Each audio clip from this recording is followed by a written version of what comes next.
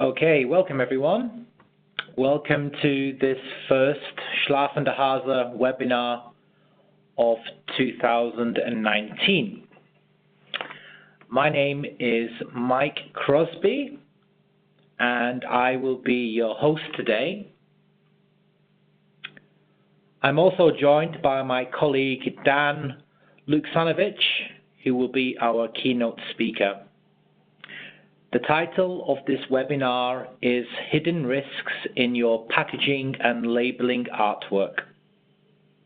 Before we get started and I hand over to Dan, I wanted to quickly explain some of the housekeeping items. This webinar is scheduled for around 1 hour.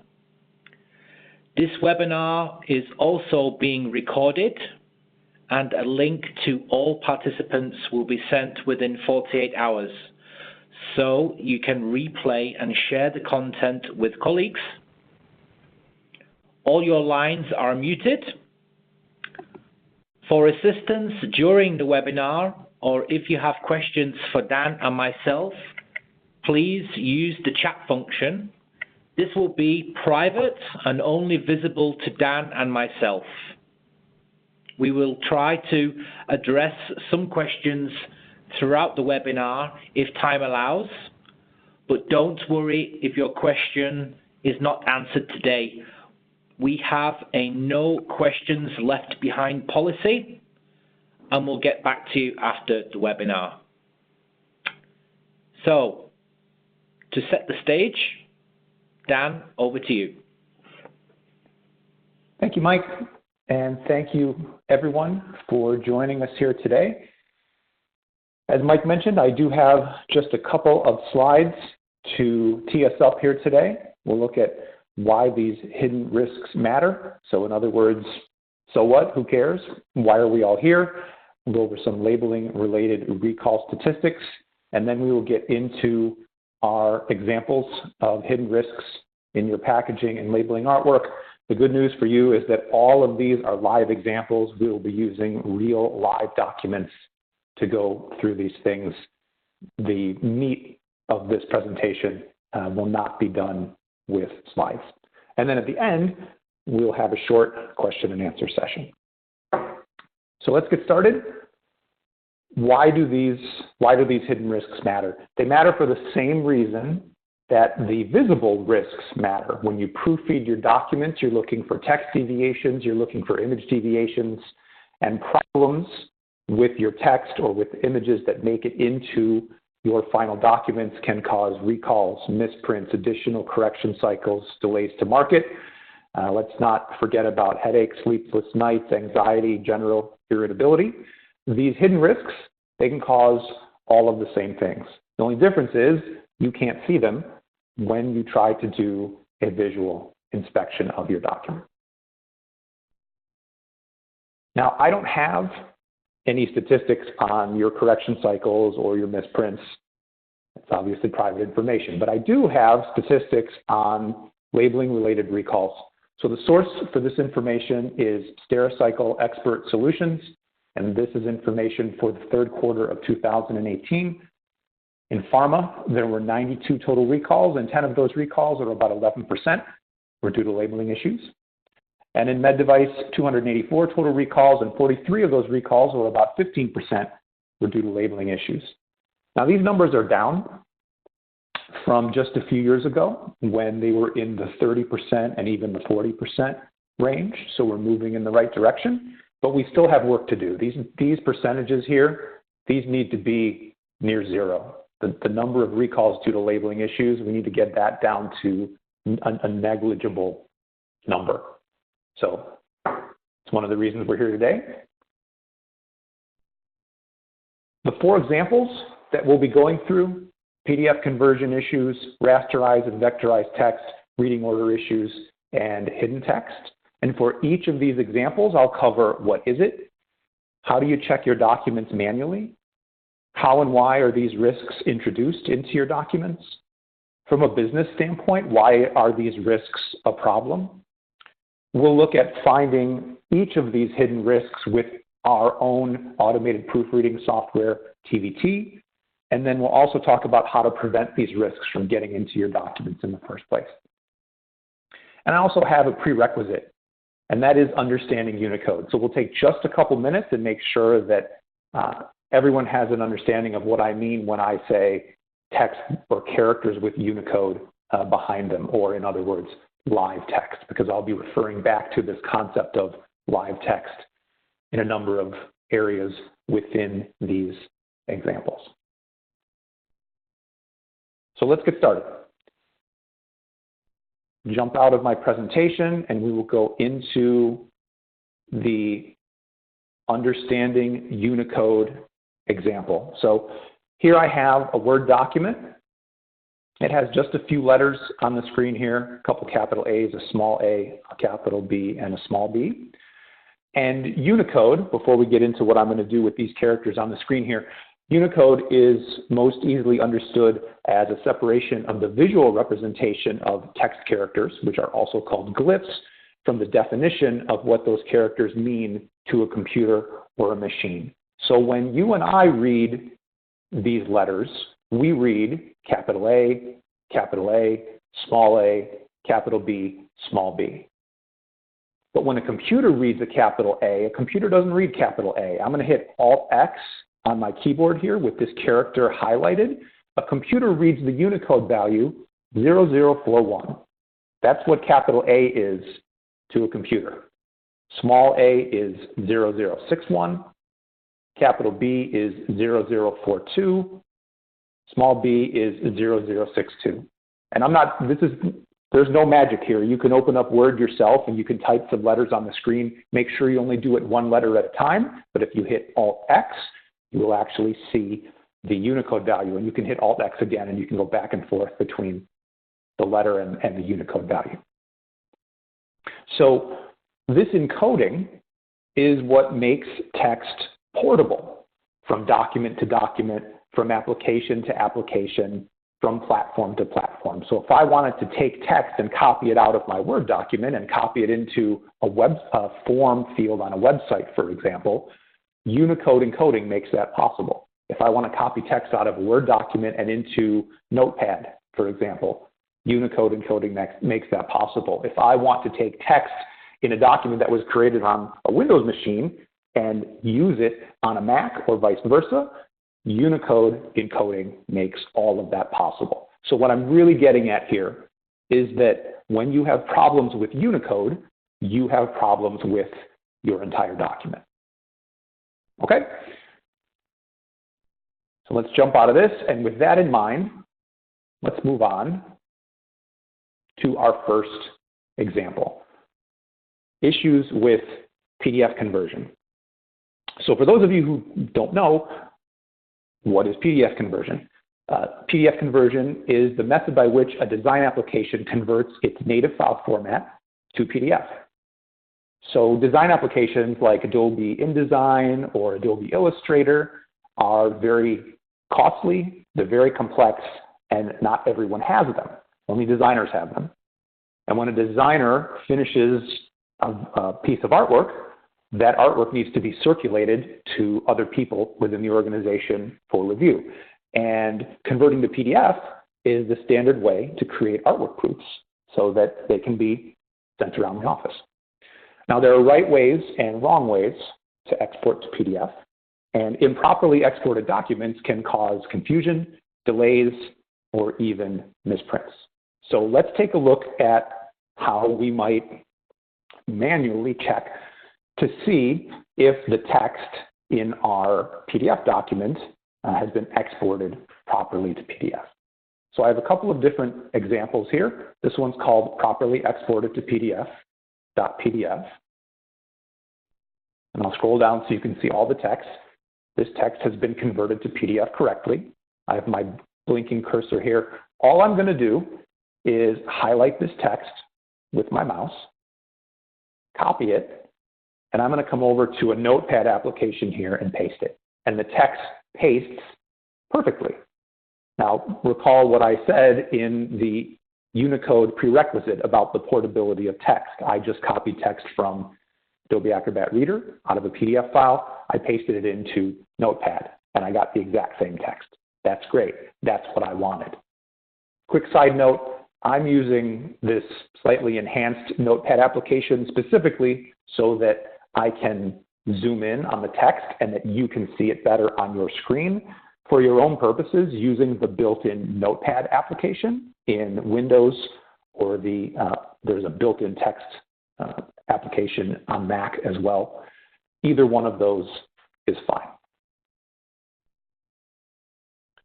So now let's go and take a look at this other document here that is called improperly exported to PDF.pdf. And looking at this with my human eyes, this looks fine. I can read the text. It says this text has been converted to PDF incorrectly. I still have a blinking cursor. I can still take my mouse pointer and I can highlight the text and I'll copy it and I'll come over to my Notepad application and paste it in, and what I get is a bunch of garbage. So how and why did this happen? So not using the recommended method for converting artwork into PDF format is the cause here. Each design application has its own best practices, the recommended method for exporting to PDF. And it's actually not that hard to get it wrong, and I'll show you why. So let me come over back here to my folder that has my example files in it, and I'll open up my source file, pdfconversion.pub, which is a Microsoft Publisher file. I use Publisher to create these examples. I'm not a designer, so I don't have InDesign or Illustrator either, and Publisher is kind of the little league of design applications, but it's fine for our purposes. I can still illustrate what I want to talk about here. And if I come over to the File tab, the way that I created the properly exported PDF was I came to this Export tab and I used the Create PDF/XPS functionality. So that is the recommended way in Publisher to export to PDF. Now, the way that I created the corrupt one that gave me all of those garbage characters is I came to the Print tab and I used the Microsoft Print to PDF driver. So if I didn't know that I needed to find whatever the recommended way was, it would have been very easy for me to just say, oh, I'll just print to the Microsoft Print to PDF driver. It creates a PDF. I can read it with my own eyes. Everything's fine. But it's really not. So why is this a problem? Let's first talk about accessibility. And accessibility is going to come up a lot in these 4 examples. And when I say accessibility, I'm specifically talking about people who are visually impaired who want to consume the content of your documents. So if you are a pharma and you've decided you want to make leaflets available for download from your site, or if you are a medical device company and you've decided that you want to make your IFUs for your devices downloadable from your website, then you have to assume that some of the people who are going to try to consume this information are going to be visually impaired. And many people who are visually impaired, when they try to consume documents, want to use a text-to-speech application to have the document read to them. So let's take a look at what this looks like in a text-to-speech application.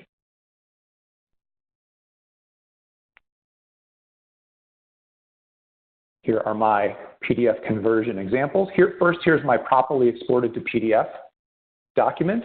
This is great. This is, once again, portability of text. This particular PDF file has the appropriate Unicode values behind these characters, and because it does, my text-to-speech application can open it up. And I think I have my volume turned up high enough. I'll play this for you.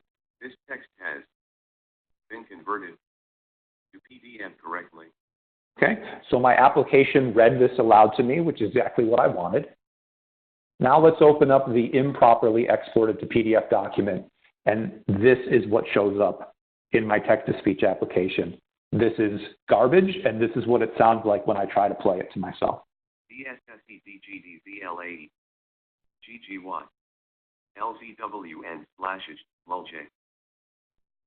So this is not helpful at all if I'm visually impaired and I want to have read to me the content of a document. Now, there's another potential angle here on problems that can arise when you have not exported your PDF or your design, I should say, to PDF correctly. And this is font substitution. This can cause problems downstream with printing. So here's how this works. A properly exported PDF has all of the fonts used embedded in the PDF itself. And this means that the document will have a consistent appearance no matter who opens it up on what machine. So even if the machine doesn't have all the fonts that are used in the document will still have all the appropriate fonts because all the fonts are embedded in the document itself. Now, an improperly exported PDF might not have all the fonts embedded, and font substitution is usually something that happens automatically.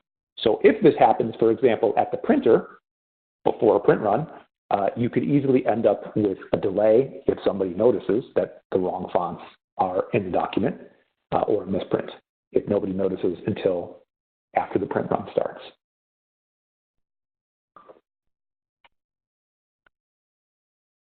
All right, so let's take a look at what this would look like if we were using our proofreading software, TVT, to proofread these documents. Now, TVT is the global standard for accurate comparison of text and images used by hundreds of customers around the world in highly regulated industries.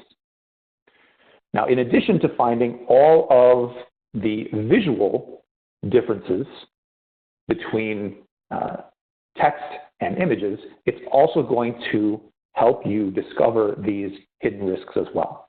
So here I have my project setup screen, my improperly exported to PDF Word doc. This would be, for example, our regulatory approved source material, and then this PDF file would be our artwork. I'll say OK. And TVT is going to open up these files in their pre-compare state. So we haven't actually compared the files yet. So over here on the left, I have my regulatory approved Word doc. This text has been converted to PDF incorrectly.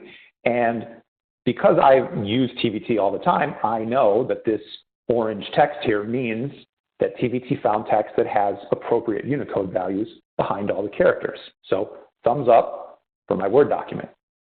Now, for my artwork, I have this dark gray highlighting instead. And I know, because I use TVT, that this means that something is wrong with the Unicode that is behind these characters. So just visually, before I even run my compare, TVT is already telling me that something is amiss. I can also come down here and look at my words in original 8 and words in copy 47. So this is the only text in both of these documents. So the fact that TVT thinks there are 47 words here is another clue that something is wrong. And then when I compare my documents, TVT shows these as text deviations. So these strings don't match because TVT is comparing Unicode, and the Unicode values don't match. So there's an insertion.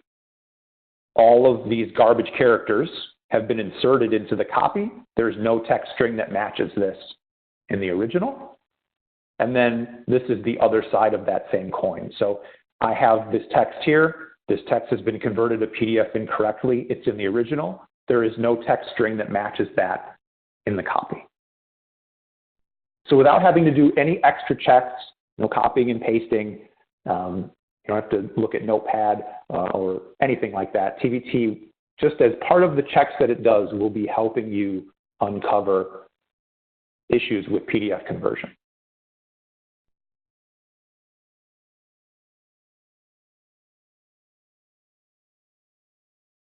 Okay, so how do we prevent issues with PDF conversion? First of all, use best practices for export to PDF. And as I mentioned already, each design application has its own recommended method for exporting to PDF. depending on what design application your designers use, or if you're a designer, what you use, make sure you know what that is. Second, preflighting is an industry term that is used for checking a built-in mechanism that checks a document for readiness for export to PDF.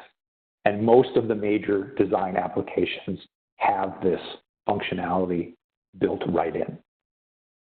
And then third, you also might want to check out the Ghent workgroup. That's G-H-E-N-T. Their website is www.gwg.org. This is a nonprofit group. All they do is focus on PDF creation and making sure that when you do create your PDF proofs, that those proofs are not corrupted in any way. And when that job rolls off the printing press, that it looks exactly the way that you want it to look.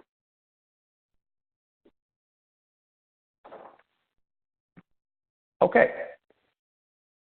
Moving on to example number 2, rasterized and vectorized text. So what is rasterized text and what is vectorized text? Rasterized text is text that has been flattened into an image and is now just a series of pixels. So these are text characters that do not have any Unicode values attached to them. Once again, think back to that prerequisite that we did in the Word document where the A and the B turned into those Unicode numbers. With rasterized text, that doesn't exist. So think about if you've ever scanned a document and you didn't use any sort of optical character recognition. You scan in a document and it becomes a PDF or a JPEG or some sort of image, basically. And when you open it, you can read it with your human eyes. But if you tried to copy that text, for example, and paste it into another application, you wouldn't be able to because there's no Unicode behind any of those characters. It's just a picture of text.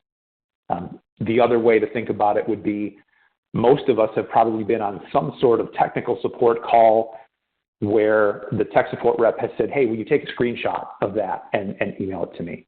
So when you take a screenshot of your screen, you hit Alt print screen, for example, those are the keystrokes on many screens.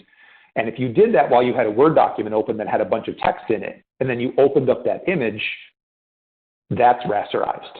So you can see Word and you can see the text in Word, but that text is not usable in any way. It's just a picture of some text on a screen. Now, vectorized text is more of a design concept. So the text still has, you can still manipulate it as a shape, but the Unicode values have been removed. So there's no more meaning as far as what the text means to a computer. For our purposes, both of these things are very similar because in both cases, there's no more Unicode behind the text, meaning that the text is not portable or it's not, quote unquote, live text, as we would call it. So let's look at this as an example. How do we check for this? And you're going to get really used to the methods that I'm using to check for this because they're very similar across all of these examples. We'll open up the live text document. Human beings and computers can read this text. And I'm going to highlight this with my mouse pointer, right-click and copy, come over to my Notepad application and hit Control-V to paste this in. Wonderful. Human beings and computers can read this text. The text is portable. I can copy it from one application to another. Now let's open the other one. Rasterized text.pdf. A human being can read this, but a computer can't. So you and I, with our human eyes, we can look at these characters, we understand what they mean. But notice I have no blinking cursor here. And also notice that my mouse pointer is different than what it was before. It's kind of this crosshair instead of the arrow. So now when I try to select this text, I can't because there's no live text in this document for me to select. I just get this kind of image selection area, which is no help. So I cannot copy this text out of this document and paste it into another. Okay, so how does this happen? A couple of ways. Number one, someone along your document workflow decides they're going to print out a document and then scan it back in. So that's a really easy way to end up with a document that has no live text in it. And second, there are some designers who decide that they want to flatten their documents on purpose when exporting to PDF. This is something that many years ago used to be a best practice, but it no longer is, and I'll talk a little bit more about why when we get to the prevention section. So why is this a problem? Let's head again over to our text-to-speech application and open up the sorry about that. Here, we'll open up the live text document. This is great. Human beings and computers can read this text. If I'm someone who is visually impaired and I want to consume this text in a document that maybe I downloaded from a pharma company website or a medical device company website, I can do this. Now, if I open rasterized text.pdf, it's empty because none of the characters in this document have any Unicode behind them. This is not live text. And here's the proof. So if someone who's visually impaired wants to consume this document, they will get nothing. Now, besides accessibility, there are some other potential problems that can happen. So the files that are flattened that don't have live text in them are very difficult, if not impossible, to manipulate. So, for example, if the printer wants to make a very slight adjustment to the color of the text so that when it prints, it looks just perfect, they're not going to be able to do that if the text isn't live text. If you want to use any sort of technology solution to compare text, proofreading from a proofreading standpoint, like TVT, at the Unicode level, you won't be able to because there's no Unicode in a document that doesn't have live text in it. And from a submission standpoint, if you're a pharma and you want to submit to a regulatory bodies are very much moving towards interoperability of text. So they want to take these documents that are submitted and turn them into a searchable content repository. And if there's no live text in the document, they can't do that. So there's a very good chance and an increasing chance over time that if you submit a document to a regulatory body that has no live text in it, that it's going to get kicked back to you. All right, let's once again look at this with TVT. So what would this look like if I was doing a proofreading project with TVT to compare two different versions of this document? Here's my rasterized text Word document, which would be my regulatory approved source material. And once again, here is my artwork, rasterized text.pdf. Open these up. And TVT here in its pre-compare state. I have my orange highlighting, which is what I want over here on the left. A human being can read this, but a computer can't. So the orange highlighting tells me this is in fact live text. On the right, I can see these letters and words with my human eyes. I have no highlighting because there's no Unicode. TVT has found no live text. I can also see words in original 12, words in copy 0. So even before I compare, once again, I have some notion that something is going on here. And when I compare my files, TVT tells me that there's a deletion. So the text in the original right here, a human being can read this, but a computer can't. There is no text in the copy that matches this string because this is not live text. So once again, TVT, in addition to allowing you to proofread for deviations with all of the things that you can see, text and images, TVT is also going to uncover these hidden risks for you, just as part of the basics of what it does.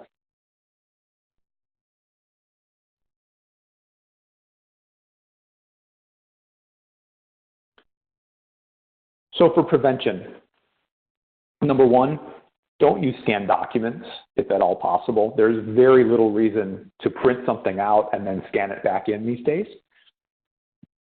And then second, make sure your designers understand the issues they're introducing when vectorizing or rasterizing text. Once again, this is something that used to be a best practice many years ago. Today, that is no longer the case. Dan, this is Mike. Can I raise my hand and ask a question, please? Sure, Mike. So we've had a lot of great questions come in. This one just arrived, so let me read it out. You said rasterizing, vectorizing text used to be a best practice, but it's not anymore. Can you explain a bit more why, please? Sure. I think we covered most of the important points as we went through the example, but to bring this up to a higher level, I'd say that the benefits of flattening text over time are decreasing, and the risks of flattening text over time are increasing. So, for example, flattening your text will make it difficult to change the design, and that's the original reason why this was a best practice many, many years ago. So you would flatten everything down to just pixels so that when your document went to someone else's computer, there was very little chance that it would look different from the way that it looked on your own screen. But nowadays, there are plenty of other ways to ensure that it'll look correct on other machines without having to get rid of the live text that's in the document. So this would be the decreased benefit. And then on the risk side, your document is no longer going to be accessible to people with vision problems if it has no live text in it. This is a risk. Your document will be difficult, if not impossible, to make adjustments to after it's been converted to PDF. So especially once it hits the printer, if they need to make any adjustments to it, they probably won't be able to. This is a risk. If your document is submitted to a regulatory body, it may very well get kicked back to you if the text can't be extracted or converted into some sort of format that is searchable. This is a risk. And then if you want to use technology, such as TVT, to proofread your text at the Unicode level, you can't. That's also a risk. So, you know, the technology it's advanced a lot since flattening text was a good idea, and it's advanced to the point where it's just not a good idea anymore. So I hope that helps to expand on what I said about best practices and live versus flattened text. That's perfect. Thank you, Dan. Okay. Let's move on to reading order. Example number 3, what the heck is reading order? So reading order tags are pieces of metadata that are applied to text boxes in documents. Now, in design applications, these tags are created automatically every time a new text box is added. And these tags, which are invisible, but they're there, they define the flow of text from the beginning to the end of the document. So real quick here, let me open up Word. When most of us open up a Word document, there's just a blinking cursor, and we start typing. And the text flows from beginning to end, and we can cut and paste, and we can move things around and delete, and it doesn't matter because at the end of the day, the text always flows from beginning to end. So even if I copy and paste this after editing it a whole bunch into another application, the text is pretty much going to still be in the correct order. That's not necessarily the case with a design application. When you have a design application, you open up a blank document, and there's not just a blinking cursor, and you don't just start typing. You put text boxes in the document, and you put text in the text boxes. And as I mentioned, as you add the text boxes to your document, these reading order tags get automatically assigned in the order of the text boxes that you're adding. So as you move them around, as you go through different revisions of your artwork, these tags can get out of order, and sometimes badly out of order. Now, most people, and even most designers, can get away without an understanding of what these reading order tags are, but we really don't have that luxury because of the regulatory environment that we operate in. So with all that in mind, let's take a look at checking for reading order. This time I only have one PDF. And let me zoom out so you can see the whole thing. This is a very simple piece of artwork. And to our human eyes, this reads very logically from top to bottom and from left to right. So I love to watch the sun rise in the east every morning, shining its light and warmth down on the world, then watch it set in the west every evening before it's time to sleep. Makes sense. I'm going to copy this text by hitting Control-A. I'm going to highlight all my text by hitting Control-A to select all, and then hit Control-C on my keyboard to copy it, come over to my Notepad application, and paste this in. And this text is not in the same order that it was when I read it with my human eyes over here. Sun rises, shines light, sun sets. Over here, sun sets, shines light, sun rises. This is backwards.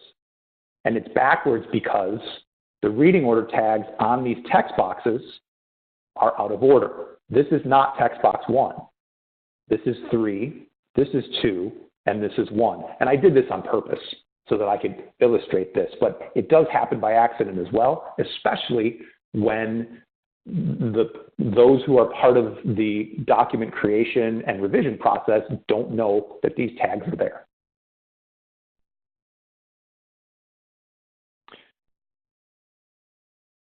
All right, so this is a problem specifically for accessibility purposes. Now, if you only care about printing your documents, this isn't as big of a deal because once this is on paper, those reading order tags aren't there anymore. They only exist in the electronic versions of the document. But if you do want to make your documents available to the public, potentially via your website, and if those documents have some sort of instructions in them, I think we can all imagine the potential potholes that could arise if somebody tried to listen to this. And I'll open it with my text-to-speech application. This is also out of order because the text-to-speech application also follows the reading order tags that are in the document. So if I'm visually impaired, I'm trying to listen to some instructions. Those instructions are out of order. Confusion is the absolute best case scenario for me here. And it gets worse very quickly from there if somehow the steps out of order cause some terrible situation.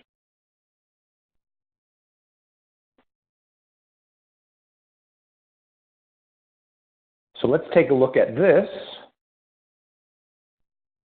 using TVT. Reading order, Word doc, regulatory approved source material versus my reading order artwork. TVT opens in its pre-compare state. Now, so far, this is the only example where I've had orange highlighted text on both sides. So if I don't know what's going on in these documents, I'm feeling pretty good so far. I've got live text on both sides. I'm looking at my words in the original 37 and my words in the copy 37, and they match, and I'm real happy. This is going to be a breeze, and I compare my files. And yay, I have no deviations. However, I do have a reading order change. So TVT has a special group of deviations just for reading order changes. And when I highlight it, TVT shows me in the original, sun rises, shines light, sun sets, but in the copy, it's backwards. So the exact same thing that we found out by doing that manual copy and paste and then opening the PDF in the text-to-speech application, TVT is telling me that just as part of all of the basic checks that it does in this comparison. So again, in all of these examples that we've seen, the 3 of them so far, in addition to being able to compare all of the text and the images that you can see when you do a visual comparison and do it much faster and with greater accuracy than you can if you try to do this manually, TVT is also going to alert you to these hidden issues that are going on in your document.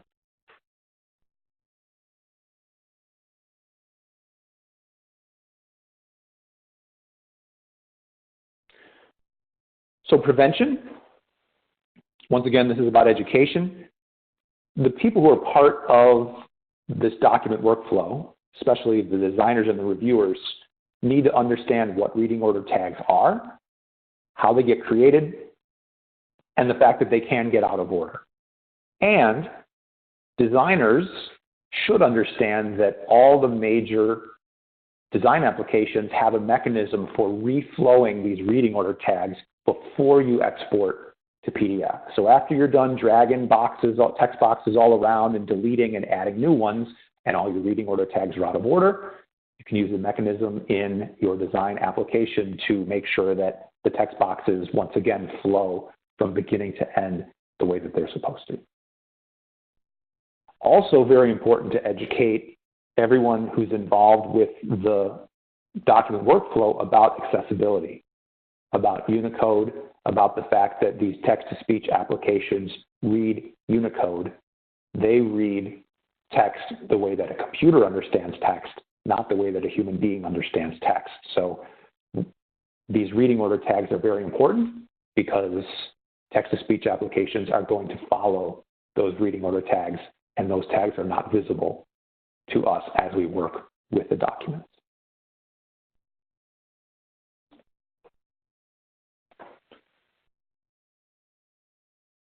All right, last example, hidden text, and I have saved by far the scariest example for last. So what is hidden text? It is exactly what it sounds like. It's text that you can't see.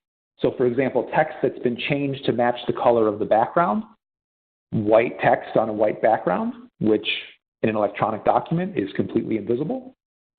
And then text that has been moved behind images or other text boxes. So sometimes text boxes get accidentally or sometimes even on purpose moved behind other objects in the document so that they're not visible anymore. How do we check the document? This is probably very familiar to you by now. I'm going to open up this PDF and copy this into my Notepad application. So here I've got, once again, a very simple document. Proofreading is an incredibly tedious and error-prone task. It's even harder when there might be errors that you simply cannot see. Here's how you can find out if your file has hidden text in it that you cannot see. I will hit Control-A to select all, and I am instantly nervous because I can see that I have highlight boxes around areas where I can't see any text. So I'll copy this by hitting Control-C, and I'll come over to my Notepad application and paste this in, and there is much more text in this document than what I could see with my human eyes. So lines 1, 5, and 9, that was the text I could see. And then lines 2, 3, 4, and 6, 7, 8, that was the text that was hidden.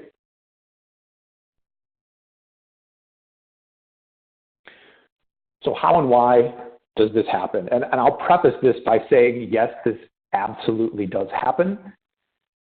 We have seen support documents coming in from customers who send them in to us and say, what's going on with this comparison? We don't understand. And part of what is going on and what makes it so confusing is that there's hidden text in the document. So this absolutely does happen. Okay, so designers are often under difficult and sometimes even unrealistic deadlines to turn projects around.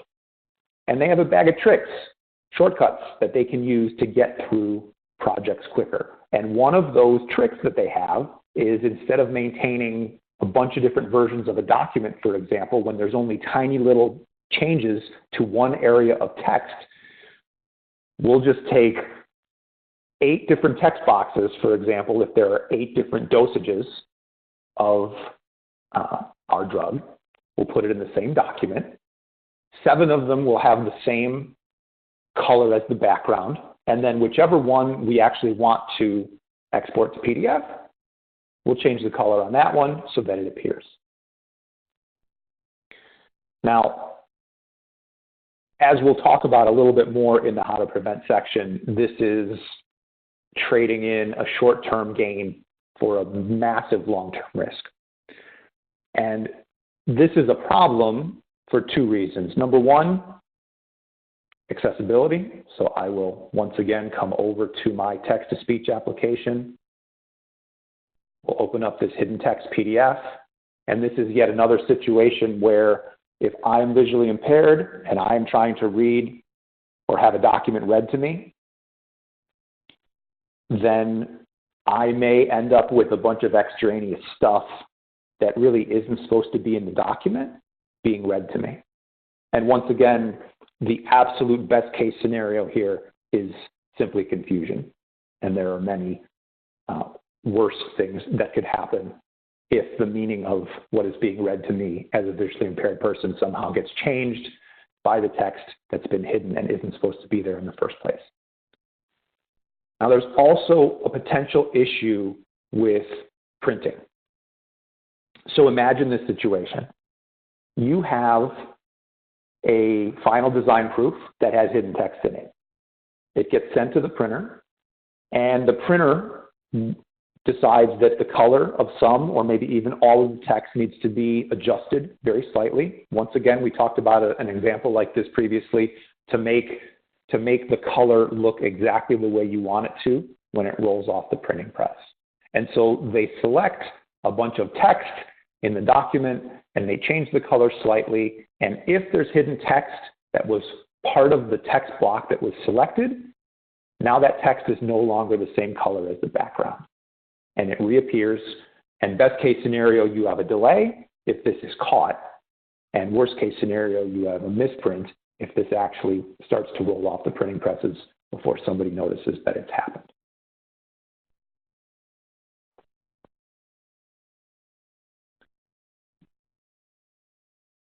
Let's take a look at what this would look like.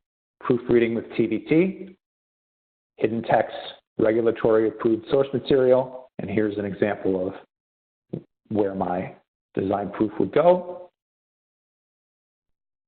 Right away, I can see just by eyeballing this, very similar to what happened when I did select all in my PDF document. I've got orange highlighting over areas where I don't see any text. Also, I look down here, words in original 45, words in copy 117. And if I compare my files, TVT matches up the strings that match, and it tells me that all of this stuff has been inserted. So these are 6 insertions. Those actually match up with the 6 lines of text that I put into this document and made the same color as the background. And they are all pointed out to me just as part of what TVT does for me when I compare 2 documents.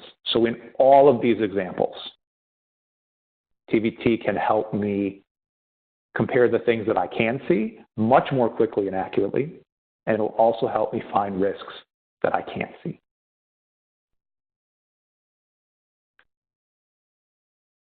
All right, prevention. How do we prevent this from happening? So first of all, educate your designers on the risks of hidden text. Sometimes a shortcut really isn't a shortcut. Sometimes it's a short-term gain, and the downstream risks are way, way bigger than those designers might think. And second, maybe give designers time to do the right thing. So if there's a project getting handed to a designer and the designer says this is going to take 3 hours and someone says, well, I need it in 15 minutes, that is 100% a recipe for shortcuts being taken, because now all the focus is just on, I need to push this out the door. And best practices sometimes go out the window. So if your designers are good and you trust them and you think that they are good at what they do, then maybe listen to them when they tell you how long something's going to take.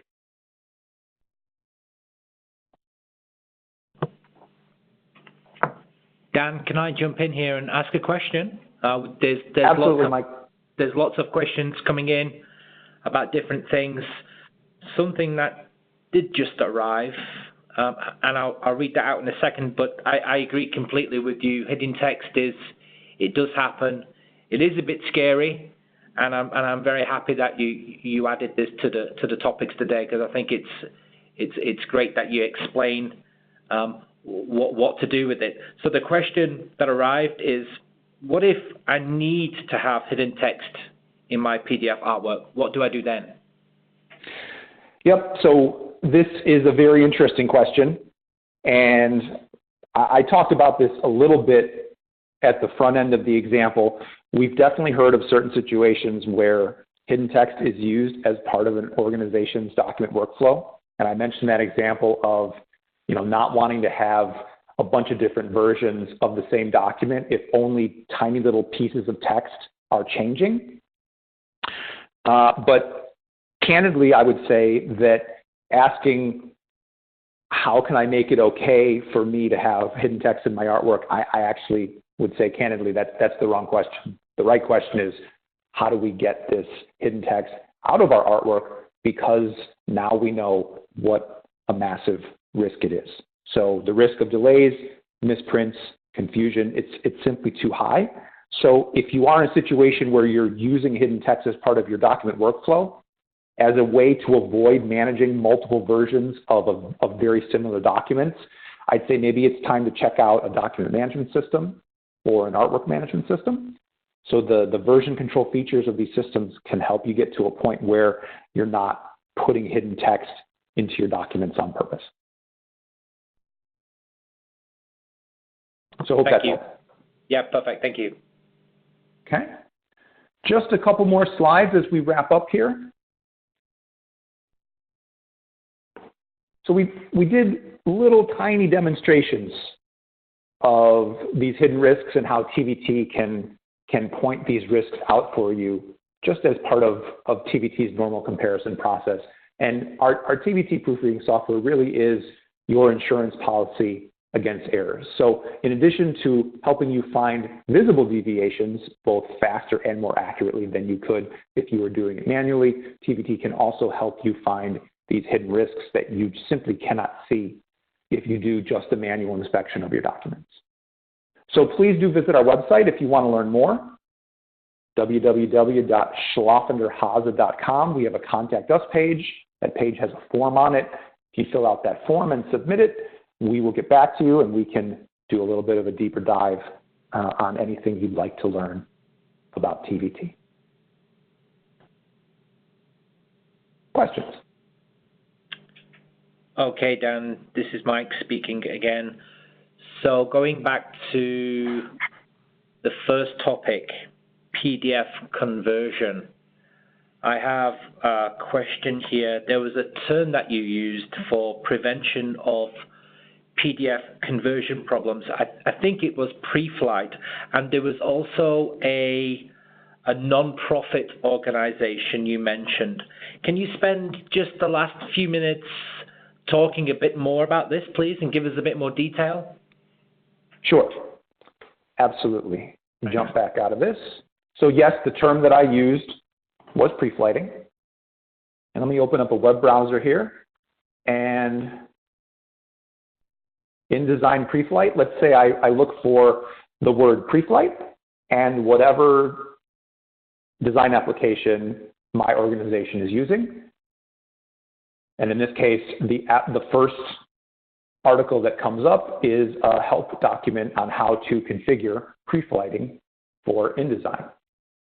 So preflighting is a series of checks that will help to make sure that your PDF proof, when it gets created, is being created properly. So it's going to check for things like, are the fonts embedded? It's going to check for things like, are the images that are in this document high-res enough that when they print, they're not going to look pixelated. It's going to check for things like, is the text too close to your trim lines, bleed lines, etc. And there are some templates that are usually included. You can tweak it if you want to, but this is, if you're paying for high-end design software, you're also paying for this. So it would behoove you to find out about it and use it. And then the organization that I mentioned is the Ghent Workgroup. And this is their homepage. So this is a nonprofit organization, and all they do is focus on best practices for making sure that when you create that PDF that's going to be printed, that that PDF has no problems with it. And when your print job finishes, it looks exactly the way that you want it to. Now, they've been doing this for so long, and they're so good at it, that their specifications are actually being included now in ISO standards. So this is definitely a group that you want to pay attention to. And I actually found this page where they have historical webinars that they've put on.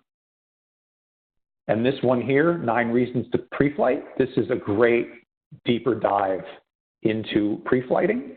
And if you're concerned about making sure that the PDF proofs that you send off to the printer don't have any problems with them, and I know that we all are concerned with that, this is something that you're going to want to watch.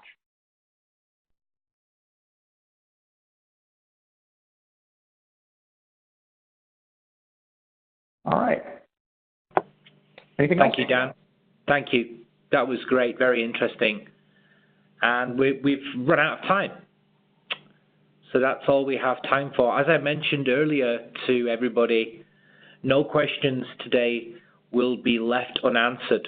To all participants, thank you for your time. We at Schlafender Hase hope you found the webinar interesting and useful. Please follow us on LinkedIn and stay tuned for our next webinar, which will be in April or May. And once again, thank you for your time and good day.